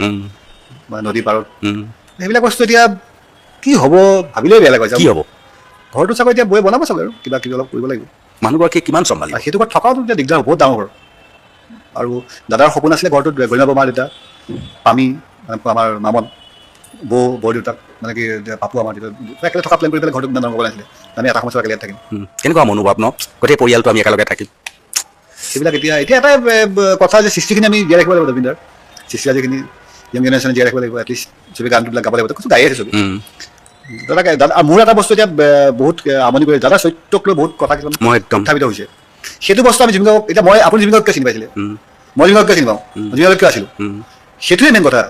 তেখেতৰ বাকীখিনি সেইটো বাদ দিয়ক, জুবিন গাৰ্গৰ সৃষ্টিক আমি জানো, জুবিন গাৰ্গৰ মানুহ আমি জানো, জুবিন গাৰ্গ গান গাই ভাল, সেইটো আমি জানো, সেইকাৰণে আমি আছিলোঁ। বা আপুনি আছিলে, বা মানুহ অসমত চিনি পাইছিলে। এতিয়া বাকীখিনি বস্তু কিয় আহিছে মই বুজি পোৱা নাই। সেইটো কিয় কোন থাৰ্ড পাৰ্টি সোমাইছে মই বুজি পোৱা নাই। চৰিত্ৰ হনন কৰি থাৰ্ড পাৰ্টিয়ে নহয়, থাৰ্ড ক্লাছ পাৰ্টিটো। সেইবিলাক নাপায় কৰিব। জুবিন দাই জীয়াই থাকোঁতেও আপুনি নিজে জানে, জুবিন দাই বহুত অশান্তি কৰিছে, বহুত অশান্তি কৰিছে। মোৰ এতিয়া এইবিলাক বস্তুৱে সুখে শুনা মাৰিলে, কিন্তু মোক আপুনি যে মোক কৈছে তোমাৰ প্ৰতিক্ৰিয়া নাই, কি ক'ম মই এতিয়া, কাক কি ক'ম। মানে জীয়াই থাকোঁতে মই লাষ্ট ইনচিডেণ্টটো কওঁ, ৰাজীৱ যেতিয়া ঢুকাইছিলে, তাতে কিবা এটা বাইট দিলে, বাইটটো বা জইন কৰি লগাই দিলে। তাৰপিছত অপেন ফেচবুক, সৰু ল'ৰা মদাহী ইয়াৰ কাম নাই। আৰে তেনেকুৱা যে মানুহ কয় নেকি জীয়াই থাকোঁতে, কুকুৰৰ পোৱালি মদাহী ইয়াৰ কাম নাই, মদ খাই থাকে। মানে জুবিন দাই বহুত মানুহ জুবিনক বেয়া পাইছিলে, বহুত মানুহে। মইতো মানে বৰ জানো, কিন্তু এতিয়া সেইখিনি মানুহ বহুত মানুহ দেখিছোঁ। এতিয়া ঠিক আছে, তেওঁলোকে ন্যায় বিচাৰিছে, ঠিকে আছে। মানে নাটক কৰি ন্যায় বিচৰা, প্ৰকৃততে ন্যায় বিচৰা কথাটো বেলেগ ন। জুবিন দাক জীয়াই থাকোঁতে অত্যাচাৰ বহুত কৰিলে, বহুত অত্যাচাৰ কৰিছে জীয়াই থাকোঁতে, সেইটো পাহৰিব নালাগে। কিন্তু মই কেতিয়াও নাপাওঁ, মানুহখিনি মই চিনি পাওঁ কোনে কোনে অত্যাচাৰ কৰিছে, বহুত কৰিম বুলি কৰিছিল। মেণ্টেল টৰ্চাৰ ৰাজীৱ ফদিয়া কেছটোত বাপত আজি কওঁ, 14 জানুৱাৰী তেখেত ৰাজীৱ ফদিয়া সেইখিনি সময়তে ঢুকাইছিলে, 11 ঢুকাইছিলে, বিহুৰ আগে যে দাদা লগ পালোঁ, দাদাক ক'লোঁ যে মই শদিয়া যাম, মানে আপোনালোক আমি আৰু আপুনি যাব নালাগে, মই গুচি যাম, মই আৰু মোৰ বন্ধু দিগন্ত বলটো ৰেকৰ্ড দিছে, আমি দুটা গুচি গৈছিলোঁ। দাদাই ক'লে যে কিবা দিবি নেকি, মই আমি অলপ চবেই দি পাওঁ, সহায় কৰিব বিচাৰিছোঁ আৰু চবেই, মই কিবা এটা কৰিম দিয়া বুলি ক'লে। 15-16 জানুৱাৰী তেনেকুৱা মাঘৰ এইখিনি সময়, তাত পিছৰ দিনা ইনচিডেণ্ট এইটো দাদা কৈ পালে যে, মানে এই যে ক'লে যে আমি ফেচবুকত দেখিলোঁ মানুহ গোৱাল গালি। তাৰপিছতো কিন্তু মই দাদাক কোৱা নাই, মই শদিয়া গুচি গৈছোঁ, জানো মই কোনো নাজানো, টিভি চিভিত আমি অহা নাই, মই নিজৰ ভাগে গৈছোঁ। মই দিগন্ত নিজে গাড়ী চলাই শদিয়া গৈছোঁ, তিনিচুকীয়া জাকে আছোঁ, পিছদিনা ৰাজীৱ ঘৰলৈ গৈছোঁ, ৱাইফক লগত যিখিনি যেনেকৈ সহায় কৰিব কৰিছোঁ। খালি মই এটা কথাই কৈছোঁ, ৰাজীৱ ফদিয়া ৱাইফক আৰু ৰাজীৱ ফদিয়া ভাইকক, নিজৰ ভাইক পুৰা কৰোঁ, আই থিংক তাহাঁতক মই এটা কথাই কৈছোঁ যে যাদা তনে মানুহ আঘাত দিছে বেয়া নাপাবি, মই চৰি গৈছোঁ, ইমানখিনি কিন্তু কৈ যাব, মানে সঁচা কথা কৈছোঁ। সেই নাই জুবিন আমি জানো দাদা কোনে ক'ত কি কৰি আছে, আমি জানো জুবিন দাই কি কৰে। তাৰ আগৰ এটা ঘটনা, এবাৰ ৰাজীৱ ফদিয়া মোক খুব ক্ল'জ, ৰাজীৱ ফদিয়া মোক নিজৰ ককাইদেউ পাতি লৈছিল, আৰু বিভিন্ন সময়ত সি মোক ফোন মাৰি থাকে, বা আমি কিবা অনুষ্ঠান কৰোঁ, মোক খুব ক্ল'জ। তাৰ মনটোৰ কাৰণেও মই বহুত তাৰ কাষত আছিলোঁ। তো এদিন জুবিনৰ কাষত মই ৰাজীৱৰ গান এটা উলিয়াই ল'লোঁ। এইটো তুমি জানা যে আমি বহুত সময় বহুতে দেখাই চোৱা, মই ৰাজীৱ ফদিয়াক দেখুৱালোঁ, বোলো ৰাচোৱা ল'ৰা এটা, ফদিয়া ল'ৰা, বহুত দুখীয়া ল'ৰা, ইয়াক কিন্তু কিবা এখন প্লেটফৰ্ম দিব লাগিব। লগে লগে সেই গানটো অকণমান সময় শুনিলে জুবিনে, শুনি পেলাই মোক ক'লে হেৰি মাতি দিয়া তাক, এদিন মাতি দিয়া। তো জুবিন গাৰ্গে ইমান ৰাজীৱ ফদিয়াক নাজানে তেনেকুৱা নহয়, সেইদিনা কোৱাৰ কথাটো তাৰ লগত যোগ হোৱা কথাটো বহুত কথা আছে, জইন কৰি অৰ্থ কৰি যাতে অলপ চলিব পাৰে। সাংবাদিকতাৰো বহুত দোষ আছে, নহয় মই নিজেও সাংবাদিক, কিন্তু আমিও বহুত ভুল কৰোঁ, আমাৰো বহুত ভুল আছে। মানুহজনক তেতিয়া দাদাই মোক এদিন সেইটো সময়ত মই ঘূৰি আহিলোঁ, ৰাজীৱ ফদিয়া ঘৰৰ পৰা আহি পেলাই আমি বজাৰ লগ পাই মই গৈ আহিলোঁ দেই, গম পালোঁ কোনে ক'লে, মোক গ'লি ঠিক আছে, ভালে কৰিলি, কেনেকুৱা ঠিক আছে সুধিলোঁ। আৰু এদিন আছিলে দাদাই মোক সেই কথাখিনি কৈছে, মানুহখিনি ইমান বেয়া পোৱা কিয় হ'ল, কি হ'ল কথা, কিয় কাৰণে বহুত কথাটো জুবিন গাৰ্গে গমেই নাপায় কিয় বেয়া পায়। দাদাই বহুত ঘটনা আছে, দাদাক আমি হোৱাটছআপত বা ফেচবুক নিদিওঁ, দাদাৰ নিজৰ ফেচবুক নাই, চাব নোৱাৰে, দাদা হোৱাটছআপত কিবা পঠিয়াই দিয়ে, ইউটিউব চিউটিউব সেইখিনি চাই, মানুহজন কিমান বেয়া পোৱা কি হ'ল। তাৰ মই ক'লো বেয়া নাপায়, আপোনাৰ খুব এটা আছে, কিন্তু কম এতিয়া মই আপোনাৰ বেছি ভাল পায় কাৰণে কিবা এটা ভুল কৰিলে আপুনি মানুহখিনি আপোনাক কয়, আৰু কি ক'ব তাক, সেইবিলাক বস্তুতে বেয়া লাগে। এইবিলাক বস্তু এই সময়ত সেইবিলাক মানুহ যেনেকৈ জঁপিয়াই পৰিছিল জুবিনৰ বিৰুদ্ধে, এতিয়া তাৰে কিছু মানুহে সাংঘাতিক জুবিন প্ৰেমী হৈ গৈছে। বাপৰে বাপ, এতিয়া মই এটা কথা ক'ম, সেই ল'ৰাটো উৎপল বুলি যোৰহাটৰ সাংবাদিকজন নাইকিয়াই গ'ল, এতিয়া কেনেকুৱা বেয়াকৈ জুবিন দাক ক'লে, আপুনি ঢুকালে 200 মানুহ নাই বুলি ক'লে। তাৰপিছত দেখিছোঁ সি তাত প্ৰটেষ্ট কৰিছে, হেৰি লাগে যোৰহাটলৈ নিব লাগে, যোৰহাটলৈ নিব লাগে, মানে ৰং চাপ, মানে কি ক'ব এইবিলাক মানুহক আপুনি, তেনেকুৱা বহুত আছে, এতিয়া বহুত মানুহ আছে। এতিয়া তোমালোকৰ প্লেনিং কি কৰিবা, জুবিনক কেনেকৈ ৰাখিবা তোমালোকে? এইবাৰতো নহ'লে তোমালোকক আমনি কৰিব বহুত জুবিনে না প্লেনিং বহুত আছে আশা কৰিব ন জুবিনদাৰ এটা কলাব আৰ্টিষ্ট ফাউণ্ডেশ্যন আপুনি জানে আপুনি কলাব আৰ্টিষ্ট ফাউণ্ডেশ্যনৰ পৰা আমি কিবা কৰা প্লেন কৰি আছোঁ কিন্তু এতিয়া বড়ো আমি কিন্তু কথা পাতিব পৰা নাই কিন্তু কথা পাতিবলৈ মানে তেনেকুৱা মই ভাবোঁ সময় হোৱা নাই অকণমান ৰখিব লাগিব আৰু এটলিষ্ট এই বছৰটো যাওক 25টো বহুত বেয়া 26ত আমি অলপ কিবা কিবি অলপ তেনেকুৱা কাম কৰিব লাগিব কাৰণ জুবিনদাই 25টো অসমীয়াৰ কাৰণে খুব ভাল বছৰ ন বহুত বছৰ 26ত আমি অকণমান জুবিনদাই ভাল পোৱা মানুহ সহায় কৰা যিখিনি তেনেকুৱা কাম আছিলে অলপ তেনেকুৱা কাম কৰিব লাগিব পাৰ্চনেলি কৰিব নোৱাৰোঁ নিজে এটা অনুষ্ঠানৰ জৰিয়তে কৰিলে অলপ ফাণ্ডো লাগে কাম অলপ কৰিব লাগিব আজিৰ তাৰিখত যদি জুবিনে জানিলেহেঁতেন যে এটা 26ৰ নিৰ্বাচন এটা ইছ্যু হৈ গৈছে জুবিন গাৰ্গ বিৰোধী শাসক পক্ষ চাগে 5টামান গানৰ জন্ম হ'লহেঁতেন পৰিবা বন্ধুৰ নিচিনা এইখিনি সময়ত তেখেতক লাগিছিলে একচুৱেলি মই খুব অনুভৱ কৰোঁ তেখেতক লাগিছিলে আৰু তেখেতে নিজৰ কাৰণে নিয়াৰ বিচাৰিব পাৰিব লাগিছিলে তেতিয়া এনেকুৱা হ'লে তেনেকুৱা যদি এটা হ'লহেঁতেন এতিয়া আমিতো ক'ব পাৰোঁ কৰিব পাৰোঁ কিন্তু আমি কৰিব ইমান নোৱাৰোঁ ফেচবুকত লিখিলোঁ দুটা কথা ক'লোঁ আপোনাক আজি কৈ আছোঁ কিন্তু জুবিন গাৰ্গৰ যিটো আপোনাৰ ভইচ আছিলে সেইটো সময়ত আৰু দ্বিতীয়টো ভইচ নোলাব যেন লাগিব মানে কাকো ভয় নকৰি নিজৰ একো নাভাবি সিহঁতে কথা কৈছিলে সেইটো বহুত ডাঙৰ কথা কিন্তু সেইটো এতিয়া মই অনুভৱ কৰি আছোঁ সেইটো জুবিনে সদাইছিলোঁ কিন্তু তেখেতে পাৰিছিলে কিন্তু সেই অসমীয়া এজন নোহোৱা হ'ল আৰু সাহসী অসমীয়া এজন সেইটো বস্তু দিন ৰাতি এটা চলাই থাকিব আৰু আপোনাৰ ঠাই কোনে ঘূৰাব নাই ঠাই পাবলৈ মানুহ ক'ত আছে জুবিন দাৰ জেগা কোনো ল'ব নোৱাৰে মই আমাৰ দিনতো নোৱাৰি বেলেগৰ দিনত নাজানো আৰু মোৰ ছেকেণ্ড জেনেৰেশ্যন মোৰ ল'ৰাই দেখে নাজানো মোৰ মানে এনেকুৱা লাগে জয়ন্ত চব যেন স্তব্ধ হৈ গৈছে এতিয়া চব হৈ গ'ল আমাৰ মিউজিক ইণ্ডাষ্ট্ৰি হৈ গ'ল আৰু গান চান কৰিব পৰা মন নাই আৰু কৰাও নাই গতিকে এয়া মানুহটো মিছ যায় মোৰ প্ৰব্লেমটো কি হয় মই ৰাতি অকণ বেছিকৈ মিছ কৰোঁ তেখেতক মানে মনত পৰক দিনটো ব্যস্ত থাকে আপোনাৰ ব্যস্ত থাকে ব্যস্ত জীৱনত থাকোঁ ফেমিলি আছে ৰাতি অকলশৰীয়া হ'লে অকণমান বেয়া লাগে আৰু মোৰ 16 তাৰিখৰ সেই মই একচুৱেলি জুবিনদাৰ চাব যোৱা নাছিলোঁ জুবিনদাক বৌক কৈছিলোঁ মই বৌক 20 তাৰিখে মই নাযাওঁ বৌ চাব নোৱাৰিম না 16 তাৰিখে যিখন মুখ তেওঁ হাঁহি গৈছিল সেইখন মুখখন মোৰ মনত ৰাখি থৈছিলোঁ কিন্তু বৌ নাই তুমি যাবই লাগিব তুমি কিয় নাযাবা তুমি এপাক যাবা এবাৰ শেষবাৰ দাদাক চাই বুলি ক'লে মই সৰু সজাই গৈছোঁ 10 মিনিট আছোঁ গুচি আহিলোঁ তাৰপিছত সোণাপুৰ গ'লোঁ সোণাপুৰতো মই চমালত থিয় হৈ পেলাই চাই আছে মই বহি চকীখনত বহি আছোঁ মই চাব পৰা নাই জ্বলোৱাটো আৰু চাব নোৱাৰোঁ জুবিনে জ্বলাই মানে শেষ আৰু এতিয়াতো আমি তাৰপিছত আৰু একোৱেই নাই আৰু গতিকে মই এতিয়াও অলপ পাহৰিছোঁ মই তেখেতৰ 16 তাৰিখৰ মুখখনেই মনত ৰাখিছোঁ আৰু সেইখন মুখে থাকি যাব মনত মানে সৰু সজাই যেতিয়া হেৰিৰ মাজত আছিল সেইটো জুবিন তুমি কেতিয়াবা আশা কৰিছিলা 5-4 দিনৰ আগতে একেলগে আছিলোঁ চোৱাচোন সেইবিলাক বস্তু বছৰ ধৰি পেলাই আমাৰ তাত থাকি যাব চবৰে তাত থাকিব এইটো মোৰ বুলি নহয় যোনে তেখেতক পাইছে আৰু তেখেতৰ লগত চবৰে বেলেগ বেলেগ এক্সপিৰিয়েঞ্চ আছে আপোনাৰ লগত বেলেগ এক্সপিৰিয়েঞ্চ সময় কটোৱাৰ মোৰ লগত বেলেগ এক্সপিৰিয়েঞ্চ মই বেলেগভাৱে তেখেতক পাইছোঁ মই এইটো আশা কৰিম ন্যায়টোতো ন্যায় হ'ব ন্যায়ৰ নামত যাতে জুবিন গাৰ্গক চৰিত্ৰ হৰণ নকৰে সেই বস্তুটোৱে মই আপোনাৰ সেইটো বস্তু বহুত উত্থাপন কৰি আছে বহুত মানুহে মই দেখি আছোঁ নাপায় কৰিব তেখেতক আমি এনেকৈ ৰাখিব লাগিব তেখেত জুবিন গাৰ্গ সৃষ্টি জুবিন গাৰ্গৰ গান জুবিন গাৰ্গৰ কণ্ঠ তেনেকুৱাই মনত পেলাই জুবিন গাৰ্গ হিউমেন বিং এজন হিউমেন বিং কিমান ভাল মানুহ আছিলে তেখেতে মানৱতা তেনেকুৱা আমি তেখেত জীয়াই ৰাখিলে আমাৰ নেক্সট জেনেৰেশ্যনে তেনেকৈ তেখেতে জানিব আৰু সেইটো আমাৰ কৰ্তব্য একচুৱেলি আৰু এইবিলাক বস্তুত অভাৰকাম আমি কৰিম এতিয়া ধৰক আমি অলপ সল হৈ আছোঁ চুপচাপ আছোঁ অভাৰকাম আমি কৰিম আমি কথা কম এদিন আমি কম বুজি পাইছেতো কম কথা আমি কম কিন্তু চবৰে কথা শুনি নাথাকিম যোনে যি ক'ব ফেচবুক কথা শুনি থকা SIT তোমাক বিচাৰিছিল নেকি SIT মোক নাই বংকিম দাক বিচাৰিছিলে বংকিম দাক গোটেই মই খালি SIT প্ৰথমতে গৈছিলোঁ মানে কেছ দিছিলোঁ যে মই ৰবি শৰ্মা যতীন বৰা তেতিয়া মোৰ ষ্টেটমেণ্ট ৰাখিছিল তেওঁলোকে মই ষ্টেটমেণ্ট দি থৈ আহিছোঁ 3 ঘণ্টামান বহিলোঁ তাৰপিছত বিজনেছৰ পাৰ্টটো যেতিয়া বংকিম দাই গোটেই চিগনেচাৰ অথৰিটি তেখেতক গোটেই তেখেতে চাই তেখেতক হিচাপ চাপ দি থৈ আহিছোঁ পথাৰ আমাৰ বজাৰ আমাৰ মোৰ মনত পৰে আপুনি জুবিন গাৰ্গৰ কি উৎসাহ প্ৰথমবাৰ আপুনি ইণ্টাৰভিউ লৈছিলোঁ প্ৰথম ন বম্বে পৰা আহি পেলাই যে আপুনি যে ঘৰত যে দিৱাই আছিলে ন মই ইণ্টাৰভিউ কৰিছিলোঁ কিমান তেখেতৰ উৎসাহ আছিলে পথাৰ আমাৰ বজাৰ আমাৰ তেতিয়া সেইটো কথা এতিয়া কওঁ সেই যে কামটো যে আমি কৰিলোঁ তেখেতৰ উৎসাহত তেতিয়া এগৰাকী লেডিয়ে লিখিছিলে ফেচবুকত 200 কোটি টকা ল'লোঁ আমি সৰ্বানন্দ সোণোৱালৰ মেনেজ হ'লোঁ কাৰখন কম্প্ৰমাইজ কৰিলোঁ না জুবিন গাৰ্গে মানে আমি কৰিলোঁ সেই 200 কোটি টকা ক'ত গ'ল এতিয়া জুবিনৰ বেংকতে 10 লাখ টকা আছে না মোৰ বেংকত 200 কোটি টকা মোৰ বেংক চাব আছে আইটিআই মাৰিব জানে চবেই জানে আইটিআই মাৰি দিয়ক সেই 200 কোটি টকা ক'ত সোমাইছিলে নে বংকিম বেংকত সোমাই আছে এটা নেগেটিভ ছেট কৰি মানুহজনে কিমান অত্যাচাৰ কৰিছে তাৰপিছত 200 কোটি 120 কোটি হ'ল মই আজি আপোনালোকক চেলেঞ্জ কৰি কৈছোঁ যে 120 টকা যদি চৰকাৰৰ পৰা আনিছোঁ মিনামন চুপাৰ মাৰ্কেটৰ নামত তো প্ৰুফ কৰি দে 120 টকা মই 120 কোটি বাদ দিলোঁ জুবিন গাৰ্গে সেইখিনি সময়ত কিন্তু বহুত দাদা অত্যাচাৰ কৰিলে দাদা এটা এতিয়া ওলাই ফেচবুক পেজত ওলাই 11 ডিচেম্বৰ 2019 দাদাই লিখিছিলে কাইলৈ আহিবি লতাশিল ফিল্ডত লগ পাম তাৰপিছত নিউজ কাটি দিছিলে তাৰ লাষ্ট সেইটো মেছেজ এই 11 ডিচেম্বৰ 2019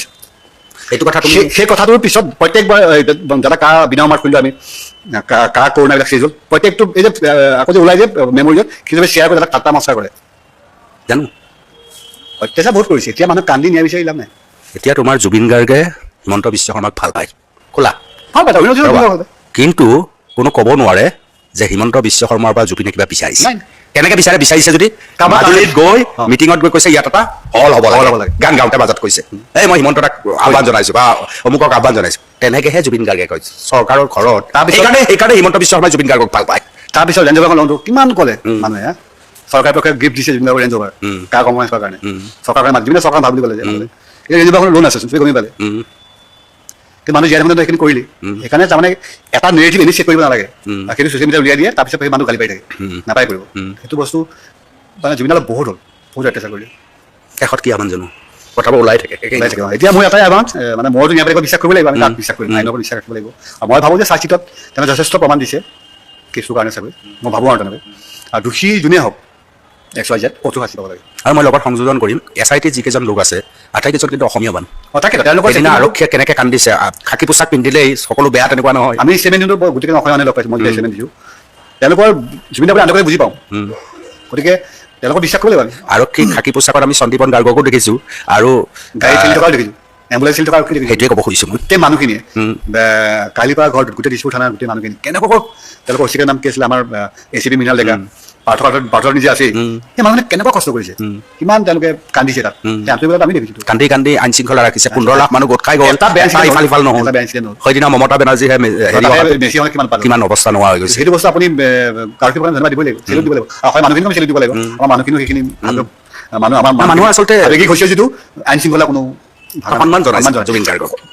সন্মান ওলাই সন্মান জনাইছে কোনো কাৰো প্ৰতি বেয়া ভাৱ ৰাখা নাই সন্মান কৰি এটাই সেই লাষ্ট সেই সময়খিনি এটাই মানুহ আছিল অসমৰ জুবিন গাৰ্গ কোনো কাৰো ভাবা নাছিল বেলেগ কথা পাতি জুবিন গাৰ্গ সি ওচৰ পাইছে